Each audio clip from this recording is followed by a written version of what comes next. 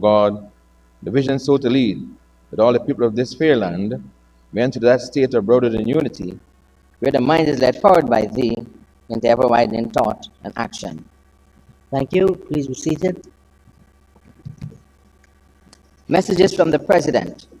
announcements by the Speaker.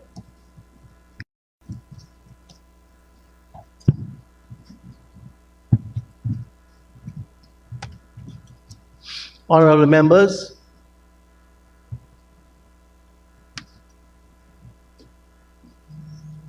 first I want to deal with a narrative that is coming out of sections of the media regarding the Speaker barring media houses from the National Assembly. During the 12th Parliament, representation was made by the Guyana Press Association, led by the President, and we had agreed that 5 reporters from the private media would be allowed into the chamber. Along with the 5 persons, 2 additional persons with still cameras would be allowed in. And the Guyana Press Association will monitor how these 7 representatives of the media would have access to the National Assembly. That stood until the end of the 12th Parliament. I am being bombarded with messages from the private media and some from the public media about them not having access to the National Assembly. I want to make it pellucid.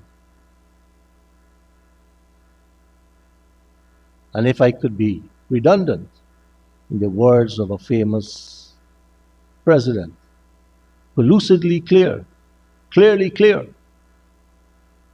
that we have actually expanded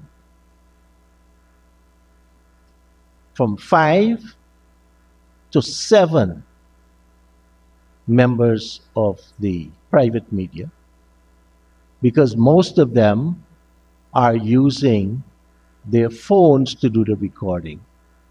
So our PR department reached out and said the 2 persons with the cameras could be replaced with 2 additional reporters who will be allowed to use their phones as they have been doing to record. So it is being made out that this expansion of access to the National Assembly is a restriction. Again, pellucidly, we have members of the state media downstairs and can't be allowed in because the cameras that are allowed are contracted by the Parliament. And like most parliaments, provide a feed to everyone else. If certain media houses persist in their claims, as one did even before we started the budget presentation, when they said there were 5, 3 of whom were DPI, totally inaccurate. The second issue pertains to access to the gallery. The configuration of our National Assembly, this 13th Parliament, is affected by two criteria. I should say the configuration and seating. If we look to my left, when we used to have 3 rows, we now have 4 rows. The same thing to my oblique left. And the government side expanded in terms of elected and non-elected members. And they have 1, 2, 3, 4. So all we have left in the dome is the top 2 rows that has to accommodate the staff of the ministry who support their ministers, the staff of the parliament, and also persons who have written to the clerk or I asking for access. As of the list, we have in excess of 52 requests. In addition to what we have to provide for the media, ministry staff, and the parliamentary staff. I've asked some of the parliamentary staff to step outside and monitor the proceedings via their video link. The 12th Parliament started during COVID, and a special section was provided for the media with a feed.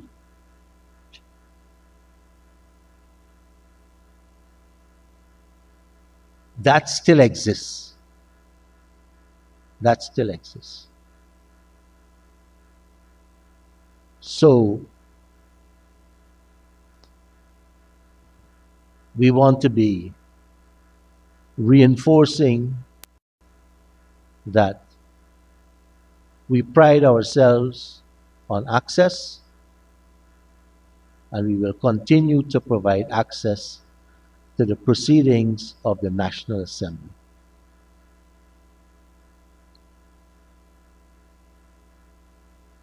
During the last sitting, we had persons in the gallery cheering, jeering, recording, doing lives from, and they're not accredited media, from the chamber. I want to let the visitors to the National Assembly know, government and opposition guests who have written to us and are allowed in, that you're not allowed to video, broadcast, cheer, jeer. And to every member, if you want to invite someone, simple message to the clerk or I, and we will try to accommodate your guests. There's also additional security issues.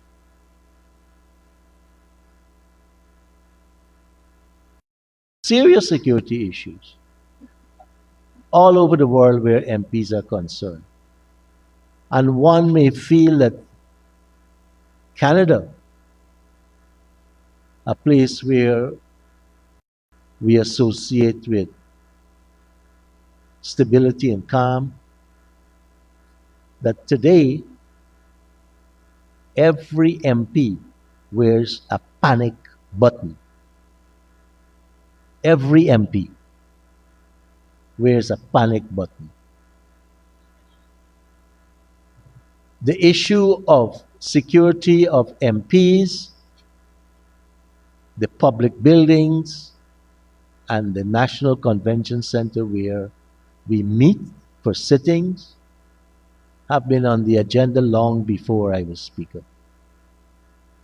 The construction of the security facilities at public buildings started and was completed during 2025. We have acquired scanners. It used to be a free-for-all. Minibuses would use that as a bypass. Other unsavory characters would come in. The damage and threats to staff and MPs are real. And so provisions started before my time, and we are in an advanced state of making changes.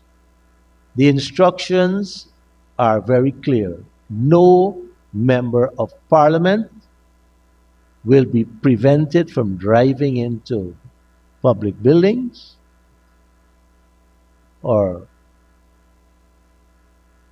any obstacle put in your way of executing your duties at any one of our facilities. No obstacles will be put in your way.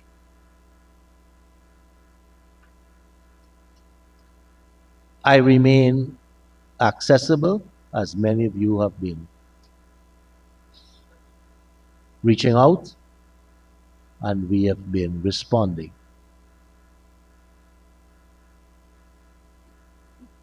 We review. We are in a state of continuous monitoring and improving, but we are not going to restrict the MP's right to the Parliament and their service to their constituents. Thank you. Mr. Clerk. Presentation of petitions, presentation of papers and reports, etc. Reports from committees, oral questions without notice, questions on notice. Honorable members, there are 17 questions on today's order paper. Questions 1 to 6 are for oral replies.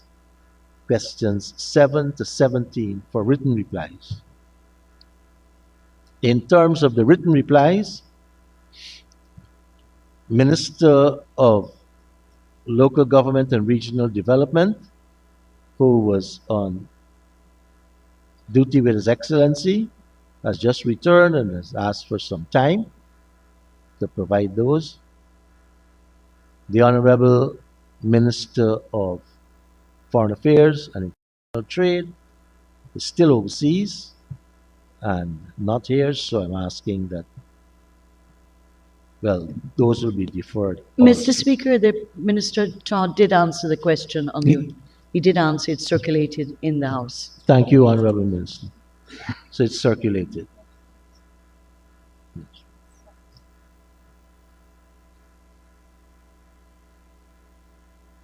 And now for questions for oral replies. Question number 1. The Honorable Member, Mr. Sherrod Duncan. Please ask your question. Thank you very much, Mr. Speaker, members of the National Assembly. As I ask this question, I just want to reflect on those who would have lost their lives on this dark and terrible day in our nation's history, October 26, 2025. Soraya Bourne lost her life tragically. Injured were Samantha Roach, Janika Hooper, Yvonne Jones, Celia McClintock, Richard Lord, and the pump attendant, of course, you know, Shondell Smith, and the one of the eyewitnesses, Andrew McCrae, and all the others who would have been part of this traumatic event, and us as a nation as well, as this matter winds its way to a conclusion in the justice system. Minister, can the Honourable Minister say what counseling and liaison arrangement, Mr. Speaker, were activated for the victims' families during and after the Georgetown gas station explosion, as I said, of October 26, 2025? Honorable Minister of Human Services and Social Security. Thank you very much for your question, Honorable Member. The 26th of October 2025 will be etched in the hearts and memories of all Guyanese and seen as a day of devastation and tragedy, as so many were injured and beautiful little Soraya Bourne lost her life. I personally visited the family myself and visited the children in the hospital as they recovered and had engagements with parents. And to answer your question, I was provided with the following. Following the gas explosion on the day, which resulted in the loss of life and injuries to minors and adults, the Ministry of Human Services and Social Security, through the Child Care and Protection Agency and the Difficult Circumstances Unit, immediately activated psychosocial and welfare support for the affected families. And that would have been within the first hour of what transpired. The ministry's response included hospital-based visits to the injured children, home outreach, ongoing communication with caregivers to monitor emotional well-being and assess post-discharge needs. Social work personnel maintained regular engagement during the hospitalization period and coordinated care arrangements for injured minors upon discharge. In relation to counseling, the ministry made multiple efforts to initiate psychosocial services for affected children and family members. While some family members initially declined counseling and home-based engagements, these preferences were respected in keeping with professional and ethical practices. Notwithstanding this, the ministry continued follow-up engagement and extended repeated invitations to our counseling services. By January 2026, counseling services were accepted and formally scheduled. Where challenges arose due to non-attendance, the ministry explored alternative arrangements, including school-based access to ensure that children could still benefit from psychosocial support in cases where behavioral and trauma-related concerns were identified.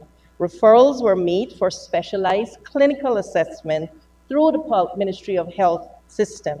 The ministry remains committed to ensuring that the families have continued access to appropriate psychosocial or counseling support throughout the recovery and bereavement period. Thank you, Minister. Honorable Member, Mr. Duncan. Thank you very much, Mr. Speaker. I would like to ask a quick follow-up, noting that the honourable member may have answered question 2 in her response there with the psychosocial support. Could you say, just for clarity, I heard you say, but I wasn't too clear, whether the support is ongoing, it's continuing or continued during that period? Honorable Minister. Thank you. It's continuing, and it continued from the time it was offered. And even though it is not going as smoothly as in that we are doing that every day, we're still maintaining that engagement and contact with the family through the Child Protection Agency in particular. Thank you, Minister. Honorable Member, Mr. Duncan, you can move on to your second question. Mr. Speaker, I did note that I think question 2 was answered in the minister's presentation with the psychosocial support there, so I'd like to go on to number 3, with your leave. Honorable Member, proceed. Thank you very much. To the Minister of Health, can the minister say what was the patient surge figure handled by the Georgetown Public Hospital Corporation within the first 2 hours following the blast at the Georgetown gas station there on Regent Street on October 5th, of course, 2025? Thank you. Honorable Minister of Health, Dr. Anthony. Thank you very much, Mr. Speaker. Thank you, Honorable Member, for that question. Mr. Speaker, before I answer the question, I just want a clarification from the member. If he can define for me what he meant by surge. Honorable Member, Mr. Duncan. Thank you very much, Mr. Speaker. Minister, in the context here, I've called several persons who were injured in the blast, who were named by the media. I was trying to get a sense whether there were other persons who might not have been accounted for by the media, but may have been injured and would have been treated by GPHC. Honorable Minister. Thank you again, Honorable Member. The reason why I was trying to get that clarification, because in the medical field, a surge is defined as a sudden increase in demand for healthcare services that overwhelms or threatens to overwhelm the normal capacity of the healthcare system. In this case, 7 persons arrived around 1946 hours.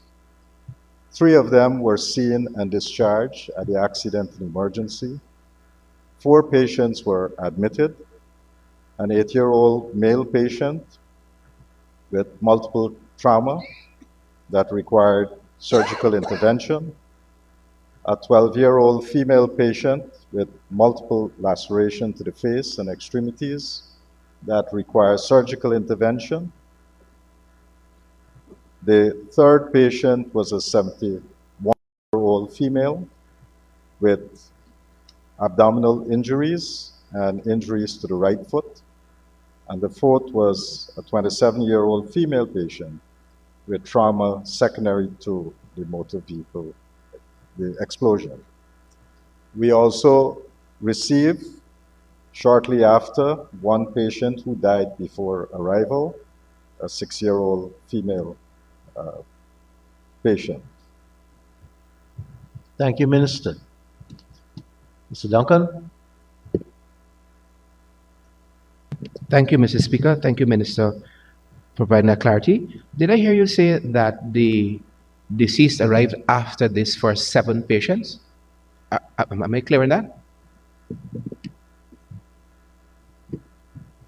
We received a patient that died before arrival. I can clarify the time that the patient came in, but the patient certainly died before arriving at the accident and emergency.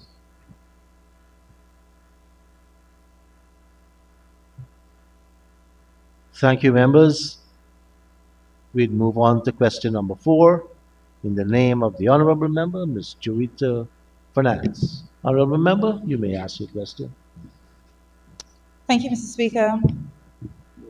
Mr. Speaker, could the Honorable Minister of Tourism, Industry and Commerce kindly explain what outreach or training has been done in hinterland communities to improve access to grants by the Small Business Bureau? Honorable Minister of Tourism, Industry and Commerce. Thank you, Mr. Speaker, and thank you, Honorable Member, for your question. Policy direction was given early in 2025, outlining a strategic shift away from traditional grant disbursements toward a community-driven development approach.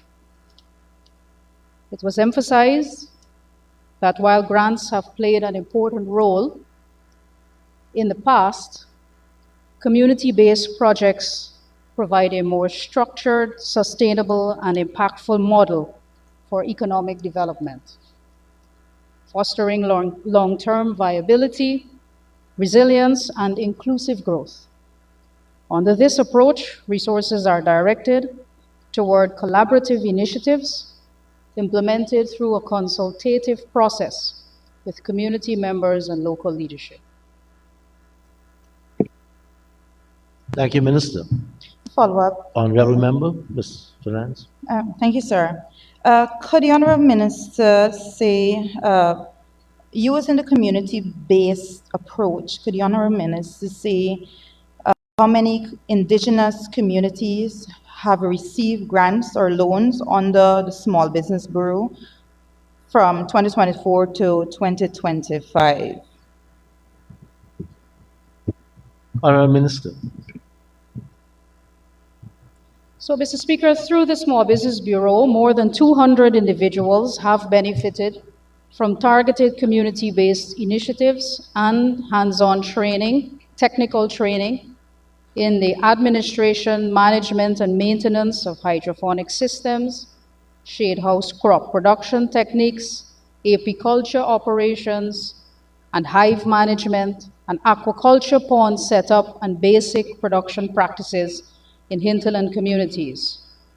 These interventions were conducted in the following hinterland communities: St. Cuthbert's Mission, Maracaibo, Rockstone, Buri, 72 miles, Baracara, Camarang, Port Kaituma, Paramakatoy, Cato, Monkey Mountain, Tusaning, Karasabay, Karakabaru, Madia, Kumu, Apateri, Toka, Rewa, St. Ignatius, Sand Creek, Oriala, and Siparuta. Additionally, 413 persons benefited from entrepreneurial and business development training, including small business management, marketing fundamentals, financial management, and record keeping and business plan development. These trainings were delivered in communities such as Port Kaituma, Santa Rosa, Citrus Grove, Maracaibo, Campbelltown, El Paso, Tumachumari, Cato, Maria, Aishalton, Anai, Aranaputa, Bonfin, Hiwa, Kwaimata, Letem, Mokomoko, Napi, Paraquaranao, Sand Creek, St. Ignatius, Tapachinga, Woweta, and Yakarinta villages. Thank you, Minister. Honorable Member, Ms. Finance. Thank you, Mr. Speaker. Could the Honorable Minister say whether the Small Business Bureau has established regional desks in regions 1, 7, 8, and 9? Honorable Minister. Mr. Speaker, I can provide that at a later date. Thank you. Thank you, honorable members. I now move to the next oral question, which is in the name of the honorable member, Ms. Nima Flu Bess. Ms. Bess? Thank you, Mr. Speaker. To the Minister of Health, can the Honorable Minister say what is the current staff complement at the Diamond Regional Hospital? Honorable Minister of Health. Thank you, Mr. Speaker. Currently at the Diamond Hospital, we have 56 doctors, we have 234 nurses, other clinical staff would be about 51, and administrative staff 107. Thank you, Minister.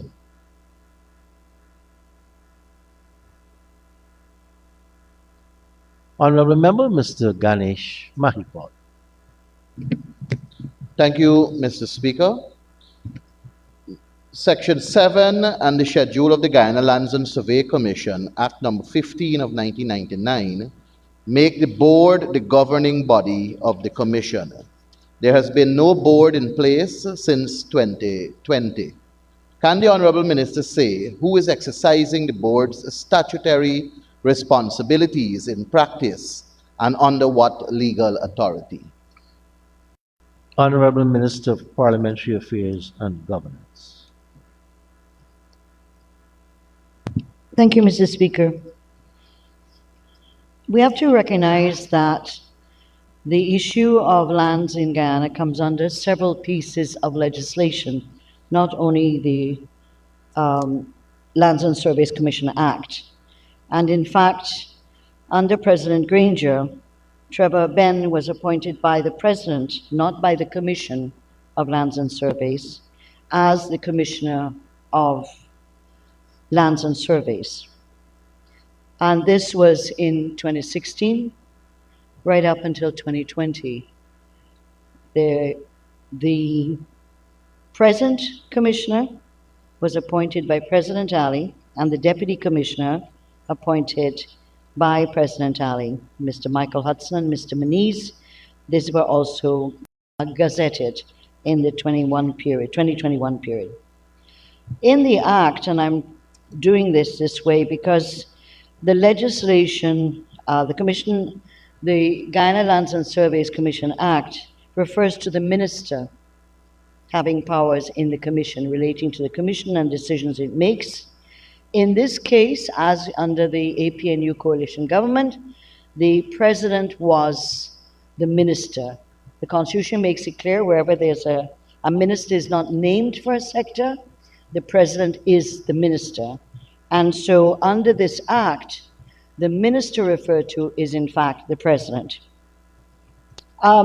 In regards to the question the honorable member is asking, as I said, this area of lands and surveys is covered by several pieces of legislation.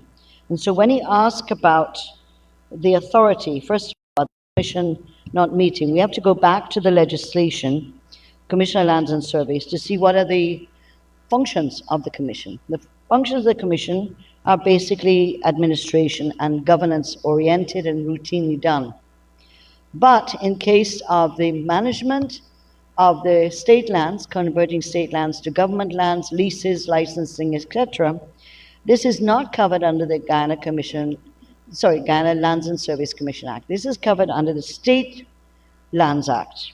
And the State Lands Act gives the power to the commissioner, who is designated by order, on the instructions of the president with the approval of the president in relation to state lands. So if the honorable member would look at state land section 3, subclause 1, and section 4 of the State Lands Act, one would see the power in relation to land administration, land release, land leasing is exclusively under the domain of the president, and it names the president in this case, not the minister, it says the president. And so, and also I wish to bring to the members' attention that the Lands Department Act, which was repealed to become the Guyana Lands and Survey Commission Act, retained one particular clause, one particular section, and this was section 10. So although the State Lands, the Land and Surveys Department Act was repealed, one section, section 10, was retained when the commission was created by law. And this gave the president exclusive power to administer state lands and lands that belong to the government in the issuance of licenses, etc., use of land, etc. So that whilst the commission has not been appointed, it in no way interferes with the issue of the administration and management of land in Guyana, and that in fact the powers of the commission do not deal with that in particular. Just to go back to the state lands issue, it also gives the same powers to the Commissioner of Mining, of Geology and Mines, the same powers to the Commissioner of Forestry, all have the same powers in relation to the issue of the resources of the country in these areas, but with the authorization approval of the president. And so although there's a Guyana Forestry Commission Board, there's a Guyana Geology Act, which covers those areas, but this board has governance-oriented issues such as administration, maintenance, looking at the finances, and creating cadastral surveys, looking at the management and the protection of the maps, and so on. So the Commissioner of Lands and Surveys is operating legally, lawfully, in according to the legislation, State Lands Act, the Lands Department Act, and that in this case, I have not known any president in Guyana from the time I've been in government that the issue of the management of lands in Guyana have been not being held by the president of the country, and that is because the natural resources and the strength and the assets of the country. So the commissioner operates only with the approval. He cannot give out licenses or change land from state to government lands, etc., without the authorization of the president. Thank you. And that is the authority that he's given. Thank you, Honourable Minister. Honourable Member, Mr. Mahipal. Thank you, Mr. Speaker. Mr. Speaker, a follow-up. Legally and lawfully, sir, the Guyana Lands and Survey Commission Act number 15 of 1999 speaks to the establishment of a board, and I am well aware that it deals with the administrative and governance issue of Guyana Lands and Survey Commission. Will the government be appointing a Guyana Lands and Survey Commission, a board for that statutory body? And if so, when are we likely to see that appointment, on the basis that since 2020 there has been none in existence? Honourable Minister. I wish to assure the honourable member that within good time that will be done when the government is ready to do so. But I want to reiterate that the Commissioner of Lands and Surveys is operating lawfully and legally, even without the board, under the State Lands Act and the Lands Department Act. Thank you. Thank you, Minister. Thank you, honourable members. Honourable members, that exhausts the 6 questions on our order paper for oral reply. Mr. Clerk.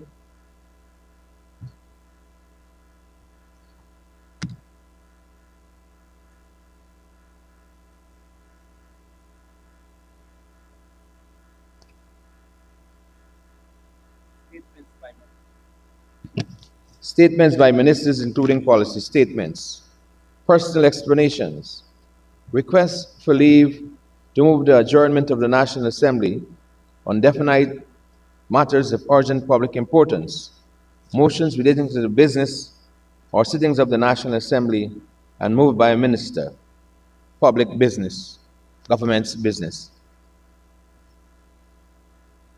Honourable members, before we proceed with the motion which was moved by the Honourable Minister, Senior Minister in the Office of the President, we have a motion to suspend Standing Order number 95-2, which is a standing order that says that we need to give a certain amount of days' notice before we can convene committees. There is an urgency to nominate our business subcommittee of supply, and that is the committee that deals with the allocation of time for consideration of the estimates. From our experience, this particular engagement between the chief whips and the discussion which ensues in that committee, it does take a bit of time. And so the Honourable Minister of Parliamentary Affairs and Governance is being invited to move the suspension of Standing Order 95-2 so that we can convene that committee just after the recess for the dinner break. Honourable Minister Teixeira. Thank you, Mr. Speaker. In the light of us needing the business subcommittee to meet and to have the schedule for the estimates ready no later than this Friday, I therefore move the following and call on the Assembly that be it resolved that the Standing Order number 95, subclause 2, be suspended to enable the Committee of Selection to meet during the first suspension of today's sitting, Monday, February the 2nd, to nominate members of the Business Subcommittee of the Committee of Supply to the National Assembly. Thank you, Mr. Speaker. Thank you, Minister. Honourable members, the motion is proposed. And I now put the motion. Those in favour say aye. Aye. Those against say no. Ayes have it. The committee will meet just after our first suspension to nominate our business subcommittee. Honourable members, we can now move to the first person presenting today as we open the debate on Budget 2026. And I call on the Honourable Member, Mr. Dr. Andre Lewis, to make his presentation.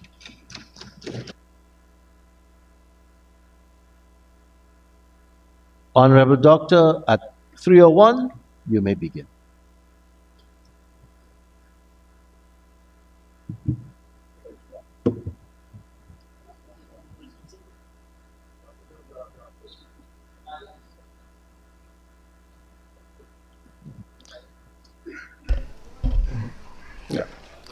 Thank you very much, Mr. Speaker.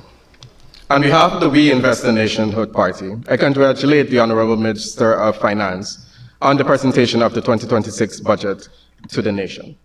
I also thank the Minister's staff and other public servants who played a role in preparing the budget. The budget has been laid before this Honorable House under the theme, Putting People First. It is an attractive title and a hopeful promise, one that speaks directly to what supposedly the Guyanese people would expect from their government. However, Mr. Speaker, if you stop the average man or woman on the street today and ask the simple question, how does budget 2026 put you first, you will not receive an easy or confident answer. Despite record-breaking figures and ambitious headlines, Mr. Speaker, many Guyanese remain uncertain about how promises outlined in Budget 2026 will actually put the people first. This budget is being presented at a time of unprecedented national wealth. All revenues continue to flow, and the largest budget in our history was presented in this House. A people-centered budget must be judged by the impact of ordinary citizens, well, the impact that it has on ordinary citizens, by how fairly its benefits are shared, and by whether it can sustain over time. It cannot be measured by the volume of spending or the scale of projects. What concerns many Guyanese, Mr. Speaker, is that while spending continues, the rise continues rapidly, the link between spending and a better quality of life is still unclear.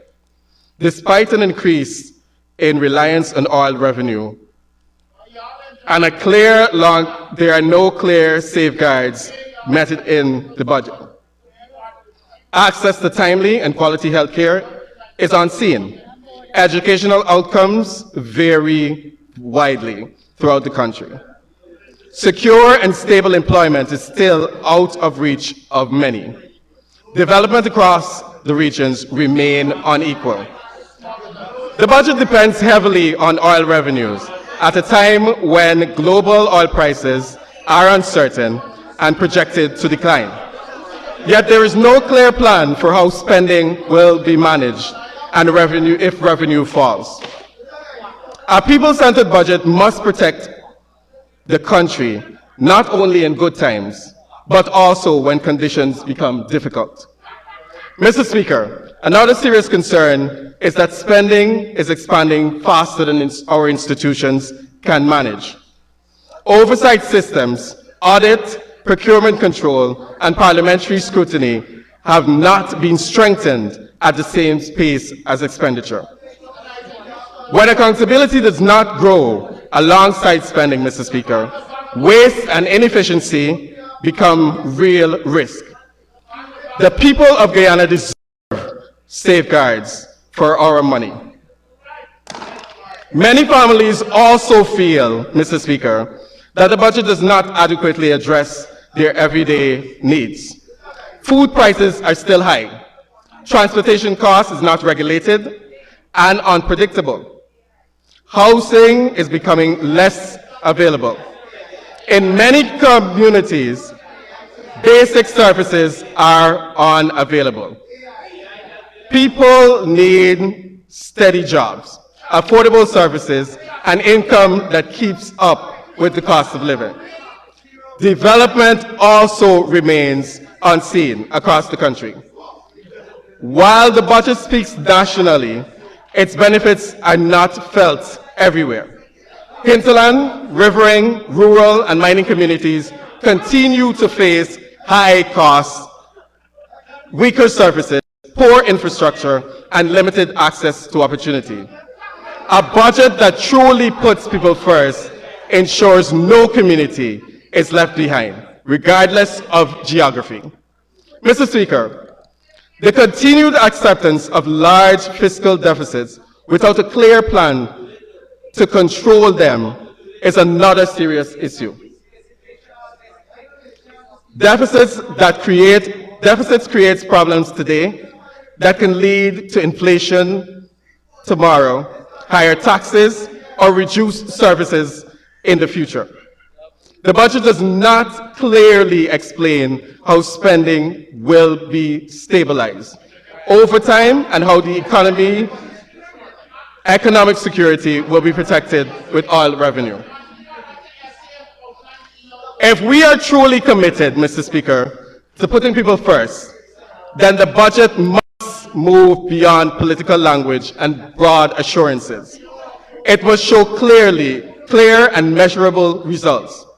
That means jobs that are stable and sustainable, public services that work properly, institutions that are transparent and accountable, and economic growth that reaches every Guyanese, whether they live on the coastline, in a rural village, or in the hinterlands.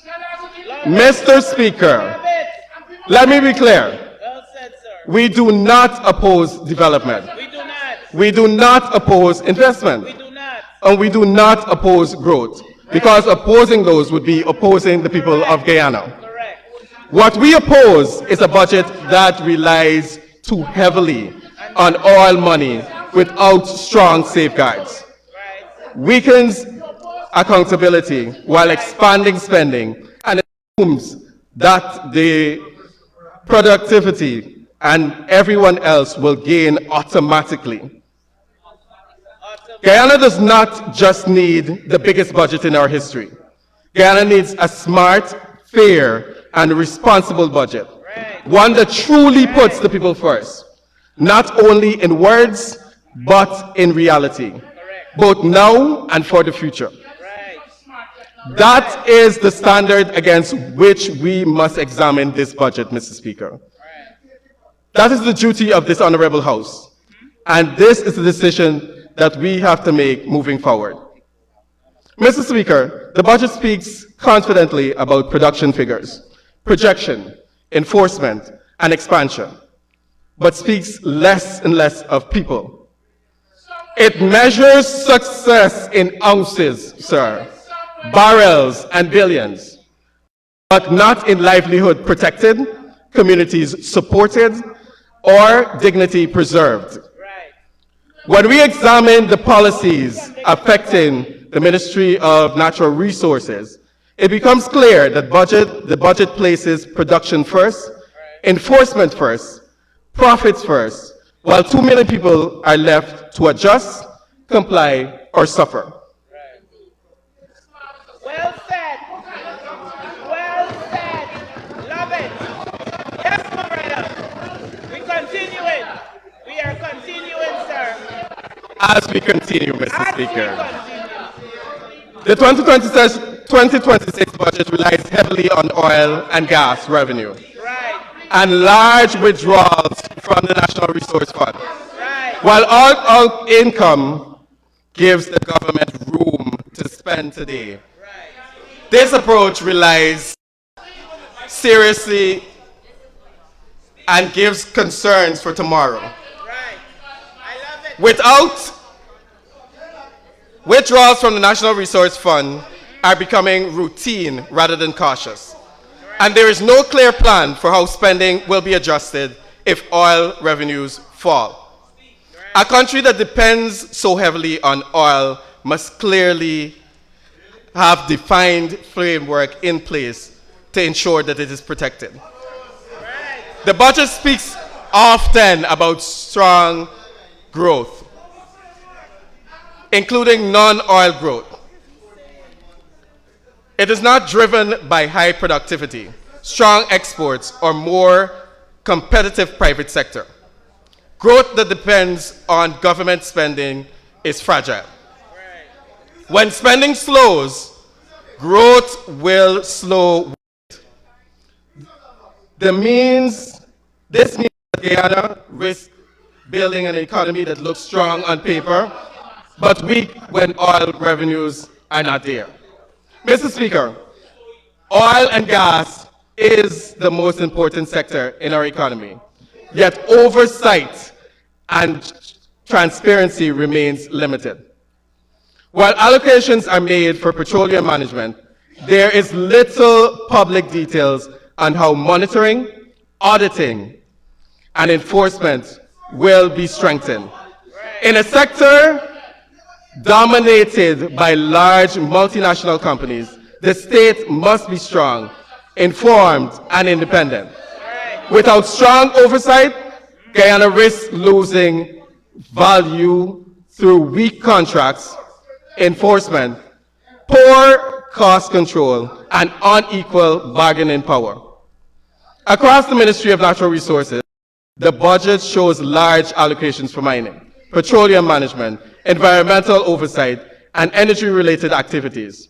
However, spending is expanding faster than institutional capacity.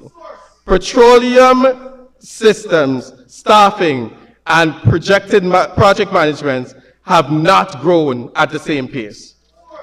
The energy transformation agenda is presented as a solution to high cost of competitiveness challenges.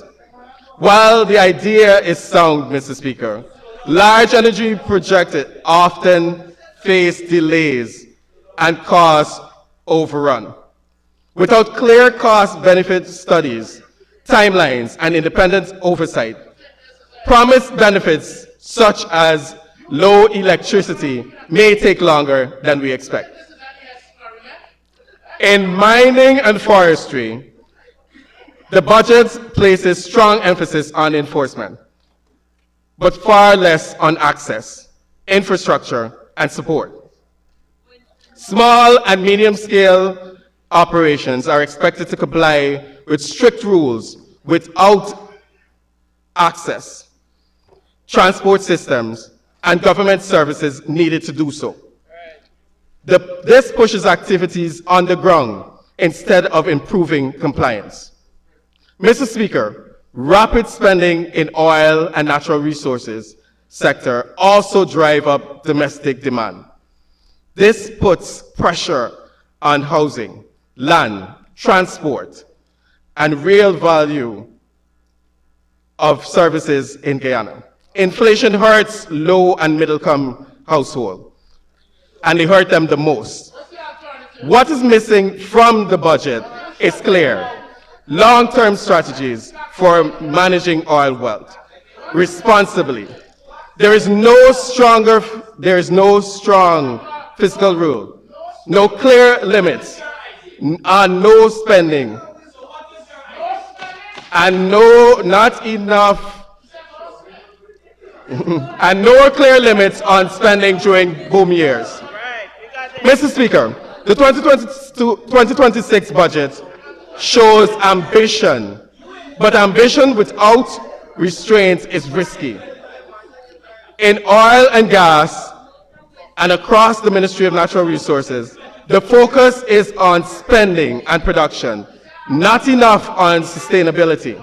Mr. Speaker, beyond oil and gas, the Ministry of Natural Resources continue to rely heavily on enforcement while neglecting access, infrastructure, and institutional strength. Mr. Speaker, forestry appears in the budget mainly as a regulatory and monitoring exercise, and this should not be so. While enforcement and conservation are important, there is little focus on value-added production. Mr. Speaker, Region 7 is Guyana's gold mining district with the largest proven reserves. Mining there is not optional. It is the main source of jobs, income, and survival for many families. Yet, in the budget, Region 7 is reduced to a mere statistic. Its contributions recorded in numbers. The budget stresses strict regulations on enforcement. Regulation is necessary, but rules designed for Georgetown and the coastline are not applicable to the hinterland. Region 7 is not the coastline. Communities non-Bartica do not have access to banking services, government offices, or access to services. Travel is by water or air, and even those are unreliable. Mr. Speaker, mining camps have been closed, operations have been halted, families have lost income. The budget speaks confidently about enforcement, but says nothing about the regulations that are being rejected by the miners because they do not have the confidence in the regulatory bodies. Enforcement without support is not development, Mr. Speaker. Mr. Speaker, there are more than 150 landings across the hinterland mining region, yet there is only one Guyana Gold Board substation currently operating in Madia, with an additional substation in Peruni. This limits how miners can interact with government and government services. As a result, buyers are discouraged from operating in the hinterland, and miners are left with few realistic options. Putting people first means, Mr. Speaker, ensuring access, fairness, and inclusion. Mr. Speaker, the situation in Region 9, especially in Marudi and nearby indigenous villages, is serious and cannot be overlooked. This is not just a mining issue. It is a failure of oversight. Mining has reduced safety in those indigenous communities. Reports of robbery, abduction, allegations of Brazilian nationals coming into communities with mass and lawless behaviors need to be controlled in those communities. The suspicious death of Mr. Leon Beard, known as Rasta, and other violent incidents demand full and independent investigation.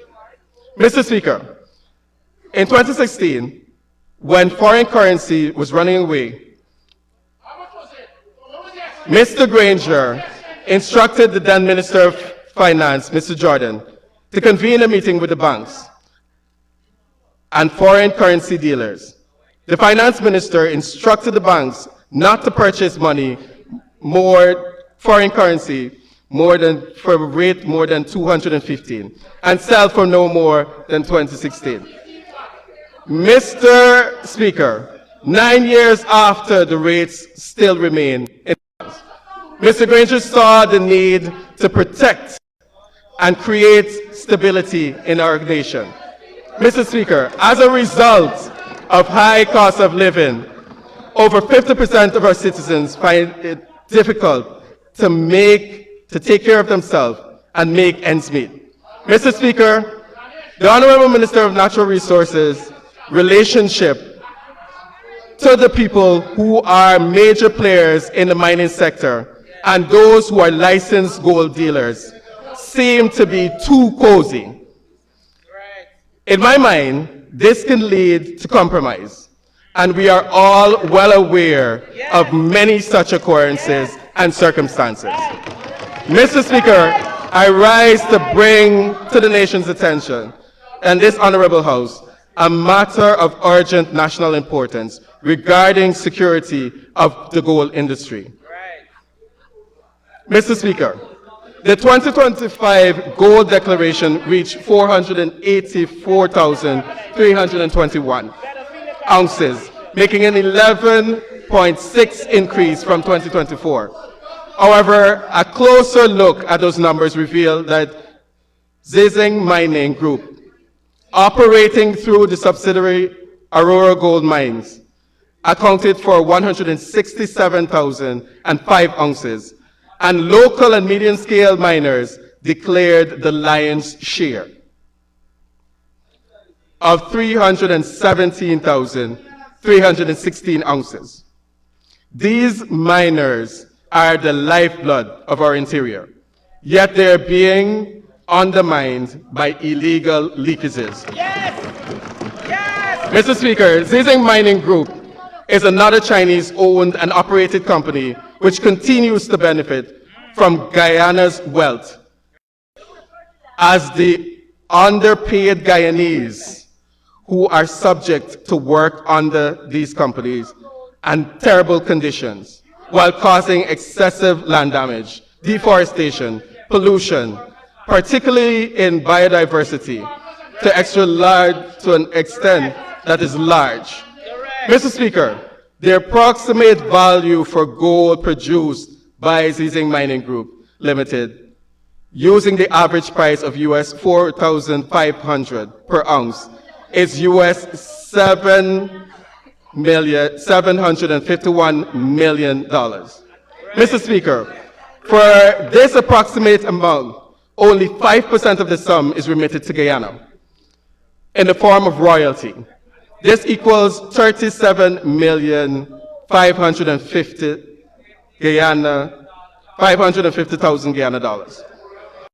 Speaker, we are aware that it's a common practice by the government of the day to inflate numbers. In fact, Mr. Speaker, we hear of reports from miners and dealers that they are being asked to inflate their declarations, so this raises questions on whether the 2025 gold declarations are actually accurate.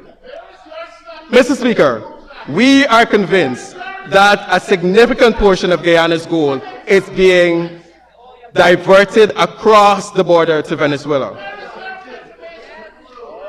Young men must get quiet loud, let the man speak. Honorable member, control yourself. You don't tell me what Before the Guyana oil era,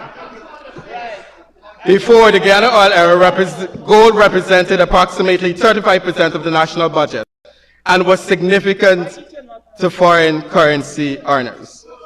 Today, this vital role of foreign currency earners is more critical than ever. Guyana consumes roughly US $5 billion annually, while our gold experts should be earning US $3 to $4 billion, because gold is not leaving the borders illegally. We are seeing a crisis in the Forex market.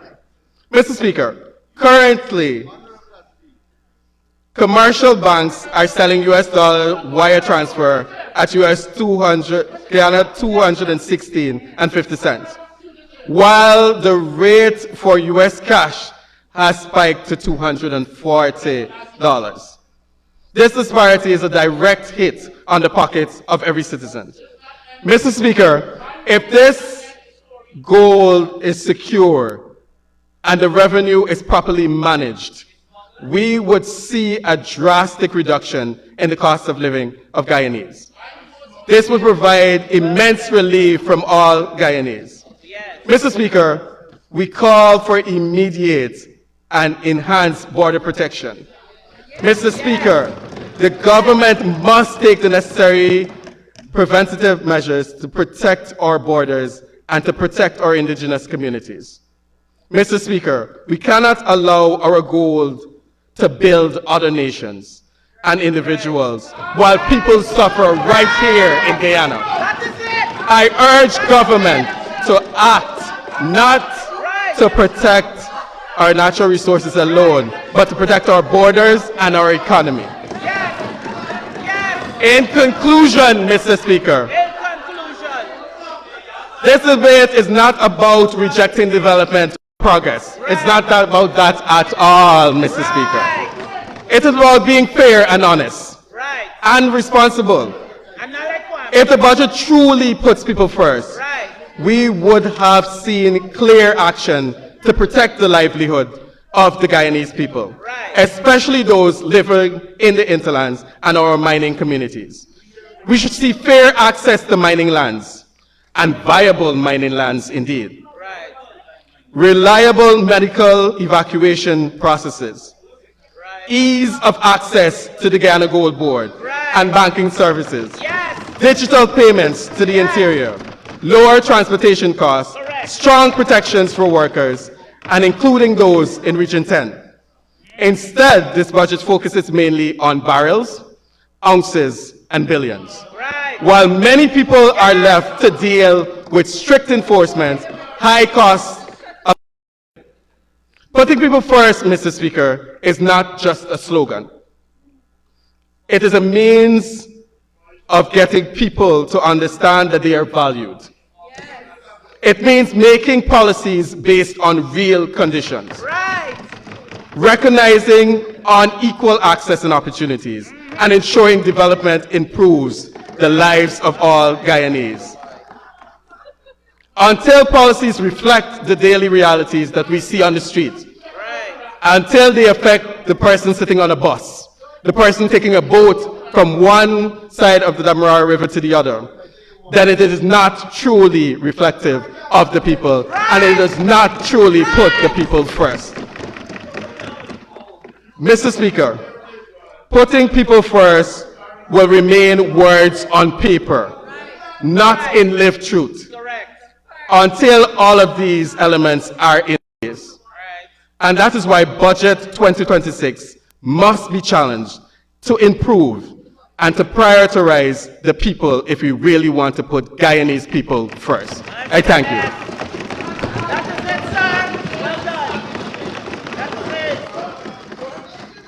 Thank you very much, Honorable Member, Dr. Andre Lewis. Our second presenter is the Honorable Member. Just before, Mr. Speaker, in front of you, just to raise with you, Mr. Speaker. Honorable I know you Member. haven't had a chance yet to do the inaugurative training, but to raise with you 38.6, or else this is going to be a long 5 days. Members shall not stand and read their speeches. This is a debate, and if we could bring ourselves up to that standard, it would be good. Thank you very much, Honorable Member. Honorable Member, Mr. Jordan, before you go, I had 3 notes, which I wanted to remind our presenters today about. One, the first was reading. The standing orders are quite clear. Secondly, for persons' maiden presentation, we normally ask that we respect a convention about being uninterrupted.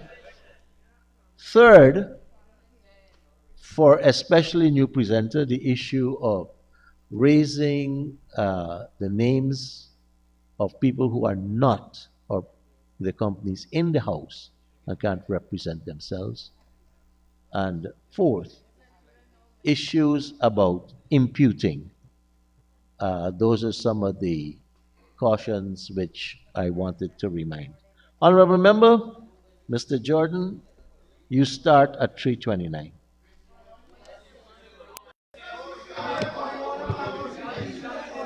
Thank you, Mr. Speaker. Mr. Speaker, I rise to add my voice to Budget 2026. And Mr. Speaker,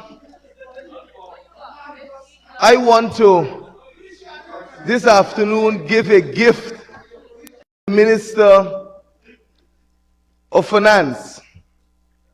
Mr. Speaker, I know Christmas is far gone, but not too far gone as my colleague is saying.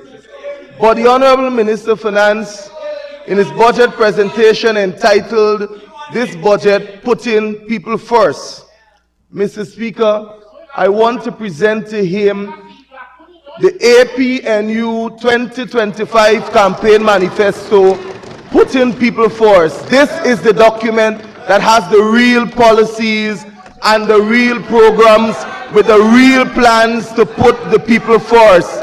You cannot want the cow and don't want the calf, Mr. Speaker. And so, Mr. Speaker, I say to the Honorable Minister, we will gift him this manifesto so that his government can put the policies and programs in the place of, in spaces to numbers. Mr. Speaker, this government is kleptocratic. They're kleptocratic with our finances, they're kleptocratic with our lands, and they're kleptocratic in broad daylight. For the minister, it's not. It's Honorable not. Member, It's not. you're starting your second term in the National Assembly. And I will give you a gift. I will give you a gift, though it's not Christmas.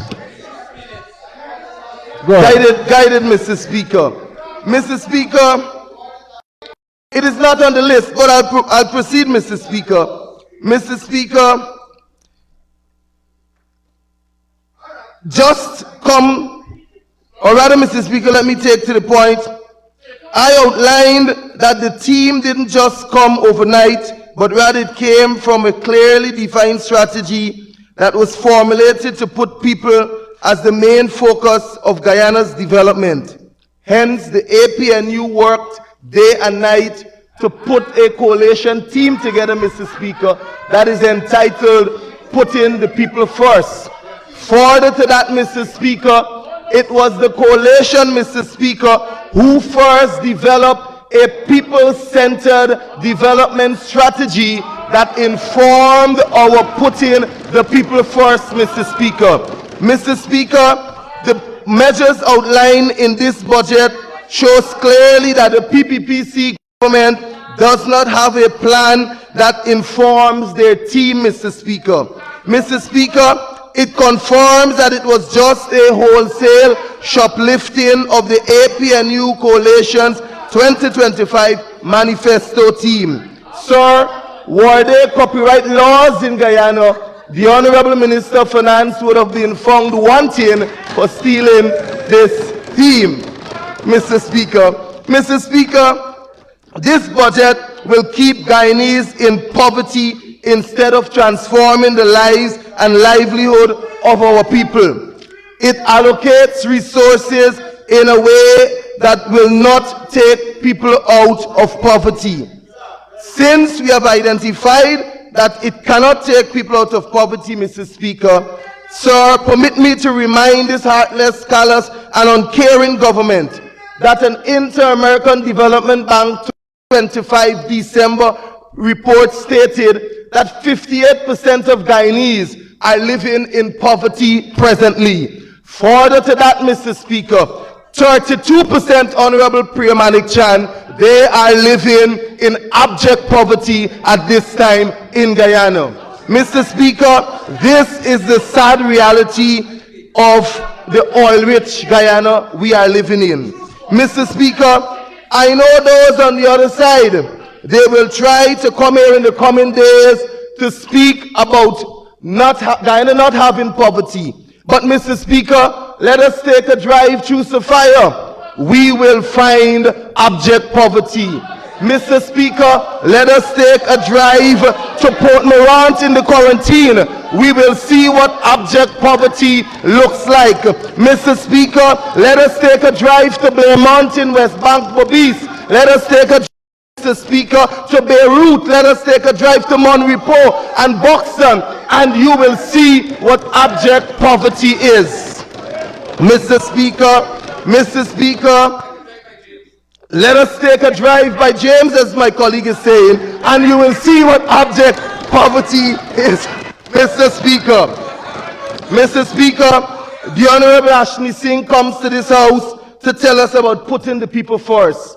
With $5,000 increase in pension for our senior citizens cannot be putting the people first, Mr. Speaker. With $3,000 increase in public assistance, it cannot be putting the people first, Mr. Speaker. No wage increases for public servants, it cannot be putting the people first, Mr. Speaker. Mr. Speaker, we propose a national school transportation system so that it will help ease the burden on our parents, our single parents and mothers across Guyana. That is not included in this budget, Mr. Speaker. How can you say that you're putting the people first? Mr. Speaker, no measure is clearly outlined in this budget to reduce poverty. How can we say we're putting the people first? Mr. Speaker, no direct measures to reduce the high cost of living.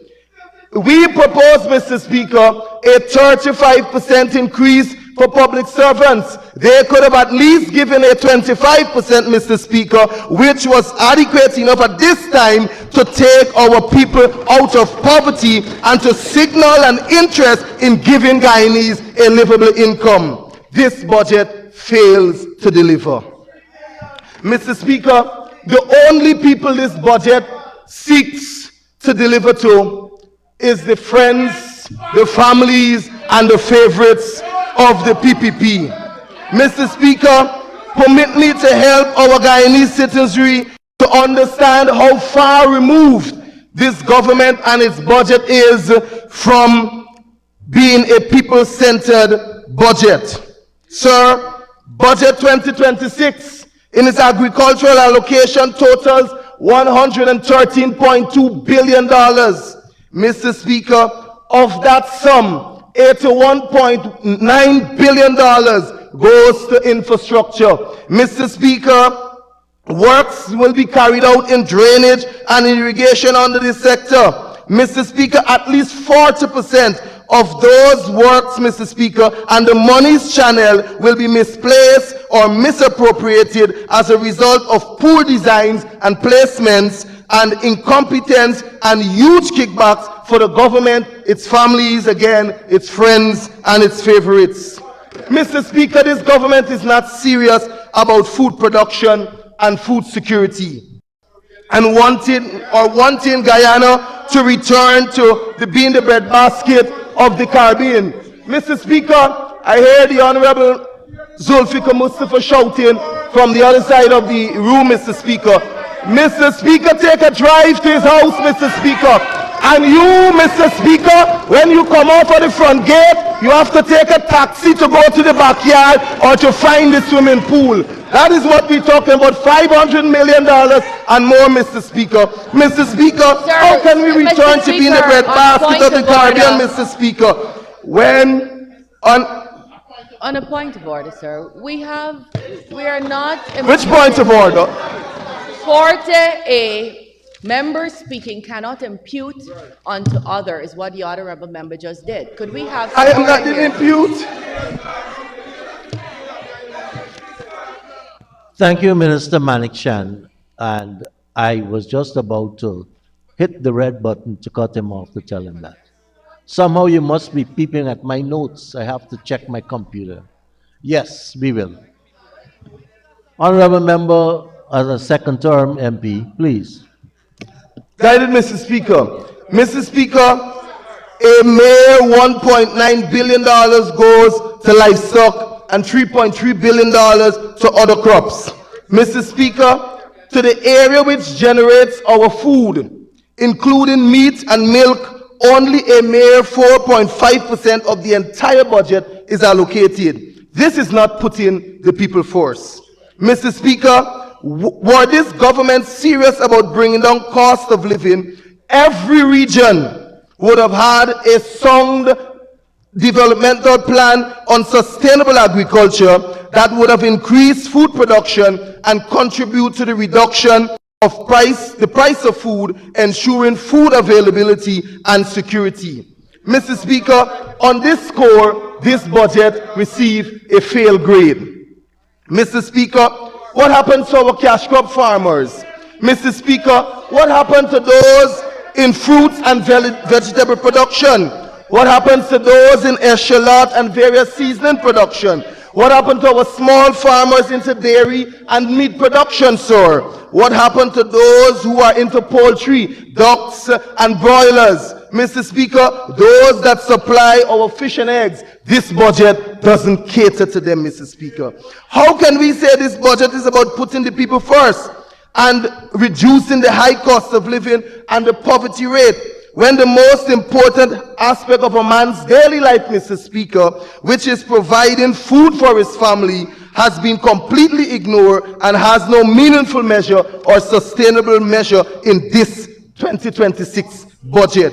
$1 trillion budget, Mr. Speaker, and it doesn't cater to the need of man putting 1.5 trillion food on the table for their families. Mr. Speaker, of the $1.9 billion, 1.9 goes to livestock, and only 200 million of that, Mr. Speaker, is really invested in capital expenditure. Mr. Speaker, that area caters for new projects and expansions and other such initiatives, while 1.7 billion goes to operational costs such as salaries and other expenses. To this end, sir, I was perplexed, Mr. Speaker, when I saw that allocation. Mr. Speaker, I want to quote from the legend, Mr. Speaker, provision for livestock development and retention payment. Again, it is repeated, provision for payment of retention, provision for breeding stock, livestock farms, pens and equipment. I must now ask the question for our Guyanese people, Mr. Speaker. What can $200 million procure to transform the livestock industry across Guyana when many, Mr. Speaker, on the other side of the house are spending far more than $200 million in 1 week and month and achieving far more than what we can think about with our natural minds, Mr. Speaker.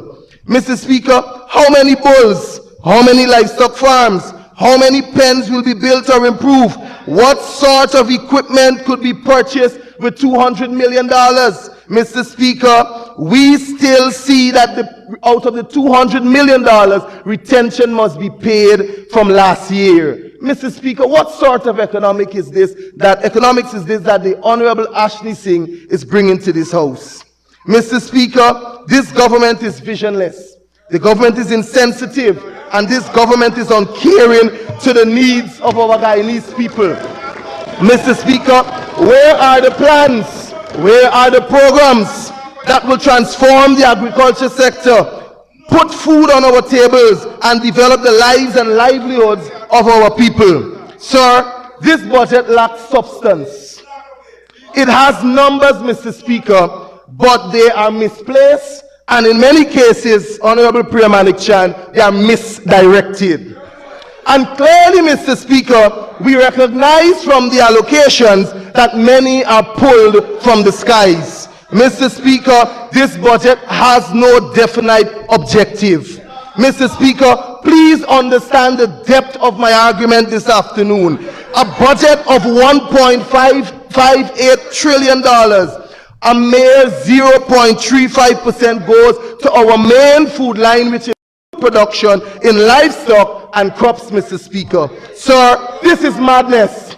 How could any sane, caring government do this to its people? This is pushing the people of Guyana further and further into abject poverty, which is already, Mr. Speaker, at 32% across Guyana. Mr. Speaker, on the other hand, sir, in the very allocation of $113.2 billion, $95.3 billion goes to DNI and Gaisuko, two entities that have failed over the last 5 years of this government in office. Two entities that have failed miserably, Mr. Speaker. Mr. Speaker, they are not only non-productive, but they are failed entities clouded with mismanagement, misappropriation, and lack of success. Mr. Speaker, that is where this government chooses to spend almost 85% of the already meager sum allocated to the agriculture sector.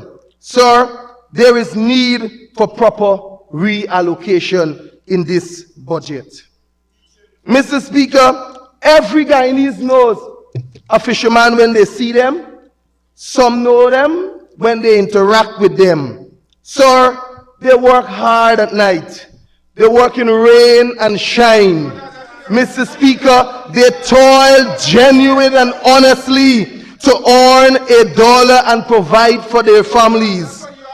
With all that in mind, Mr. Speaker, with all that in mind, sir, this uncaring government chooses to reduce the budget allocated to fishing and aquaculture by over $200 million. That is how uncaring they are and cannot put the people first, Mr. Speaker. Mr. Speaker, in 2025, $1.7 billion was spent in fishing and aquaculture, and now in 2026, they intend to spend $1.5 billion, reducing the allocation significantly. Mr. Speaker, this government does not care about our fisher folk. Instead, they are interested in keeping them in poverty and having the advantage of coming at election time, sir, when they throw crumbs at them and demand them to vote for them. To date, Mr. Speaker, there are many fishermen, many fisher folk who who are still awaiting the cash grant from last year. There are some who are mechanics, sir. There are some who sell shoes and have big boutiques, and they are the ones who have benefited from the allocation. Mr. Speaker, year long we have been saying to the Honorable Minister of Agriculture, lay over the grants and the other distribution, the list in this house, so that we can scrutinize. What is it that you have to hide? If you don't have anything to hide, lay over the list. If you don't have anything to hide, lay over the list. Honorable member, I just want to lay over. You'll need an extension to continue. Thank you, Chief. Mr. Speaker, I move for the honorable member to be given 5 minutes to complete his presentation. Honorable member, you may continue. Mr. Speaker, I'll proceed, Mr. Speaker.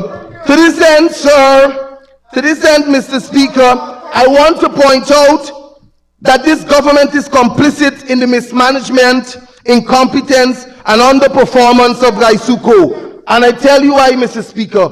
They are hell-bent on continuing to use Gaisuko as a political pawn to only get votes from a certain section of the sugar belt. Mr. Speaker, they have no proper plan for Gaisuko. Sir, while billions are wasted each year, targets are missed. Targets are revised and revised targets are missed. And growth is measured on an already failed performance. We in the APNU coalition concluded that money is not the problem, sir, but rather it is this government and its unwillingness to embrace the change and produce a proper plan for the sugar industry. Sir, let me point out quickly, it has come to a point that when Mr. Speaker, this government operates like Pharaoh of Egypt, determined to do what they want with a hard heart. I hope, sir, that they understand the end results he reaped. Mr. Speaker, I want to bring to the nation's attention that all of Guyana must understand sugar is being produced by Gaisuko at an average cost of US $1.31 per pound, while it is being sold at US $0.17 per pound. This results in a loss of US 1.14, Mr. Speaker, on every pound of sugar that is sold by Gaisuko on the international market. It therefore means, sir, that we are spending Guyana $275 to produce a pound of sugar while we sell it at $35 a pound. We therefore incur a loss, Mr. Speaker, of $240 on every pound of sugar that we produce at Gaisuko. Mr. Speaker, further to that, with a 0.5% contraction that the Honorable Minister predicted for 2026, we will see and understand that we will incur a greater loss with that 0.5% contraction. We give away the sugar, Mr. Speaker. Mr. Speaker, I want to touch quickly on my home and region number 5. Mr. Speaker, region number 5 requires a larger budget. Mr. Speaker, region number 5 requires a larger budget. This $8.4 billion that they say they will spend in Region 5, Mr. Speaker, after, sir, a census that was delayed, re-delayed, and delayed again, and then presented in 2025, latter part, we recognize, Mr. Speaker, that almost 13,000 new residents are living in Region 5. How can we then come, Mr. Speaker, in 2026 and allocate a mere $1 billion in addition to meet the needs of those in Region 5? Mr. Speaker, every sector is on strain in Region 5. In healthcare delivery, Mr. Speaker, in education delivery, Mr. Speaker, in social services, every sector is under strain in Region number 5. Mr. Speaker, a national budget must not be about a single month of handouts that cannot even meet the prices for commodities in our markets. But sir, a national budget must be one that caters to the everyday needs of our people. It must cater to poverty reduction. It must cater to life improvement. It must cater to financial sustainability of the poor, the working class, and the vulnerable. Mr. Speaker, it must cater for the improvement of the lives of our public servants. Sir, this budget must cater to the whole of life of all Guyanese, whether they are in the hinterlands or on the coast, whether they are in the township or in the villages. This budget simply missed the mark completely, sir. As a representative of the people, they do not accept this budget, and I cannot support it either. Budget 2026, though it has large numbers, the budget or the measures are without objectives, without the necessary details. Budget 2026 is visionless. Budget 2026 is vacuous. And Mr. Speaker, it does not put the people first. It is crafted to continue the trend of delivering resources to the wealthy while the people of Guyana continue to sink deeper and deeper in poverty in an oil-rich Guyana. Mr. Speaker, hard times are ahead. I thank you.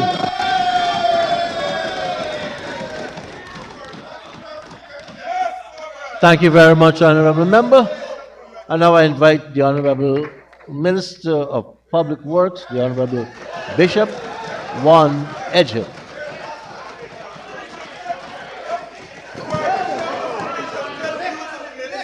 Thank you very much. Thank you very much, Mr. Speaker. Mr. Speaker,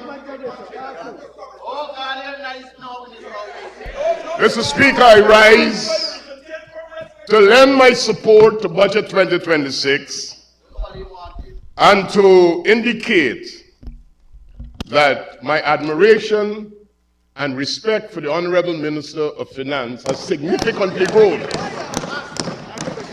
And I would like to extend congratulations to the team at the Ministry of Finance and all of our public servants that work with the various ministries to produce such a fantastic budget. Mr. Speaker, I know we have a lot of newcomers in the National Assembly, so I will use the opportunity to probably advise of how you should proceed. The honorable member spent quite a number of time arguing about oil money. I would like to direct him to page 3 of the estimates, which clearly outlines out of the $1.558 trillion, the non-tax revenue is a total of $580 billion. Non-tax revenue is $580 billion, which is just about 1/3. In non-tax revenue, Natural Resources Fund withdrawal is $495 billion. That's the total amount of oil money that is financing this budget. Please rewrite your written statements and let your consultants do better.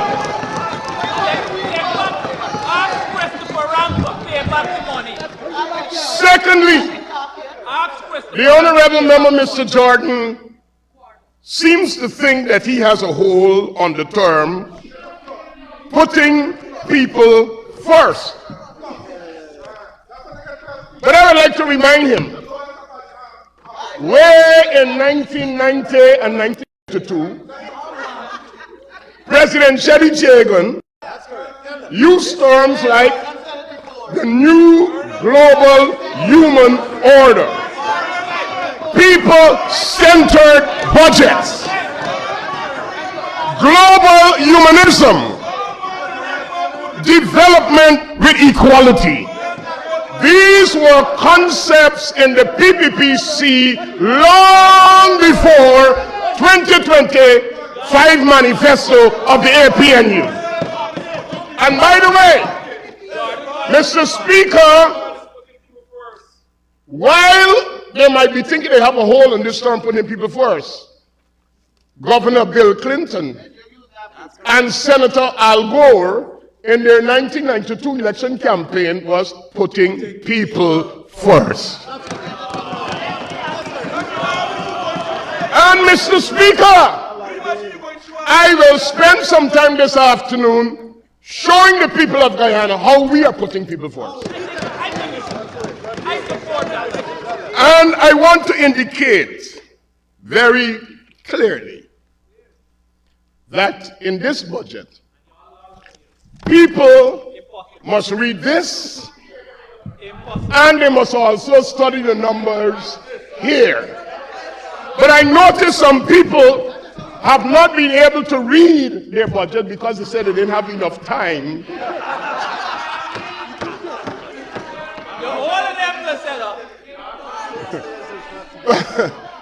But Mr. Speaker, Budget 2026, rightly themed, putting people first, is a strong expression of the One Guyana philosophy, which recognizes that true national progress must uplift all citizens. It is a social contract of inclusion, and this budget intentionally directs resources towards the everyday needs of the working families, small businesses, farmers, public servants, and communities. Budget 2026, honorable member, increases access to world-class healthcare facilities. Budget 2026 improves access to education from nursery to university. It enhances social services. I'll tell you how it's helping just now. We'll go to the numbers. And invests in physical and digital infrastructure that links rural and coastal communities. Mr. Speaker, the honorable member just said that it sounds like a Granger plan. Isn't there a reason why 42 people are sitting on this side and 29 is sitting on that side? There must be a reason why 42 members are occupying government benches and 29 are occupying opposition benches. You know why? It wasn't left up to some group to decide who has the legitimacy to govern and decide Guyana's future. The people of Guyana spoke decisively in September and said Team PVPC must continue to modernize and transform Guyana. So, this budget balances growth with fairness and opportunities with inclusion. Budget 2026 unlocks a new transformative growth, and it continues to build out of a Guyana where every person, regardless of race, religion, gender, age, status, wealth or not, political affiliation, they can partake in the nation's successes. This is a well thought out, people-oriented, pro-poor, service-oriented, development-focused budget with an aim to achieve a united and prosperous Guyana. This budget does that. The honorable member not so long ago said that people need stable jobs. And I'm going to address it. Since 2020 to now, the PVPC has created more than 100,000 jobs. On March, And is he not aware that there's a shortage of labor all over this country? Isn't he a part of a conversation at the national level where we will have to discuss about how we deal with migrants who are coming to Guyana to work because there's a real shortage of labor in Guyana? Well, then if he's not part of that conversation, he should not be in this house. Let's talk about where the money is going and who will benefit, and let us see if we are putting people first. Education, 183 billion, putting people first. Health, 161 billion, putting people first. Water, 21.6 billion, putting people first. Sanitation and waste management, 7.9 billion, putting people first. Children, women, and the elderly, 78.3 billion, putting people first. Amerindian development, 7.5 billion, putting people first. Agriculture and food security, 113.2 billion, putting people first. Transformational infrastructure, 119.4 billion, putting people first. Transport infrastructure, 196.1 billion, putting people first. Listen to who's going to get the benefits. Every family that gets a newborn baby continues to get 100,000 at the time of birth.